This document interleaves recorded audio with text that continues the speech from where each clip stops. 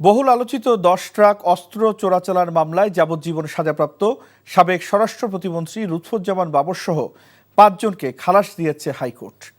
বিচারপতি মোস্তফা জামান ইসলাম ও বিচারপতি নাসরিন আক্তারের দ্বৈত বেঞ্চ আজ এই রায় দেন।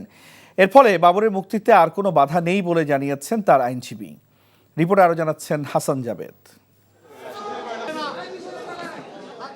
দেশের ইতিহাসে সবচেয়ে বড় অস্ত্রের চোরাচালানটি আটক করা হয় 2004 সালে চট্টগ্রামের CUFL ঘাট থেকে, যেখানে অস্ত্র ভর্তি 10টি ট্রাক জব্দ করে আইনশৃঙ্খলা বাহিনী, যা দেশ এবং দেশের বাইরে ব্যাপক আলোচনা সমালোচনার জন্ম দেয়। সেই ঘটনায় অস্ত্র আটক এবং অস্ত্র চোরাচালানের 2টি মামলা হয়।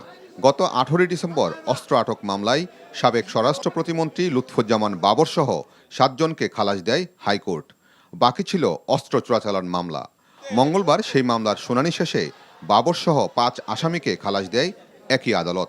এই মামলায় 14 জনের সাজা হয়েছিল।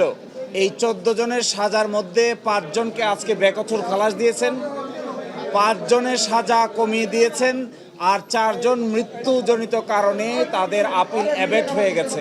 খালাস পাওয়া অন্য আসামিরা হলেন গোয়েন্দা সংস্থা NSA এর সাবেক ডিজি রেজ্জাকুল হায়দার চৌধুরী ও সাবেক ভারপ্রাপ্ত শিল্প সচিব নুরুল আমিন এবং মহসিন তালুকদার ও এনামুল হক। এই রায়ের মাধ্যমে আসামিরা ন্যায় বিচার পেয়েছেন বলে জানান তাদের আইনজীবীরা। 2টো মামলায় 2 বার মৃত্যুদণ্ড হয়েছিল। এই মৃত্যুদণ্ড থেকে তিনি খালাস পেয়েছেন, যাবজ্জীবন থেকে খালাস পেয়েছেন।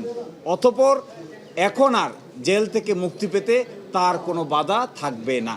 এছাড়া অস্ত্র চোরাচালান মামলায় যাবজ্জীবনের পরিবর্তে উলফার সামরিক কমান্ডার পরেশ বড়ুয়াকে 14 বছর এবং আকবর হোসেন, লিয়াকত হোসেন, হাফিজুর রহমান ও শাহাবুদ্দিনকে 10 বছর করে সাজা দিয়েছে হাইকোর্ট।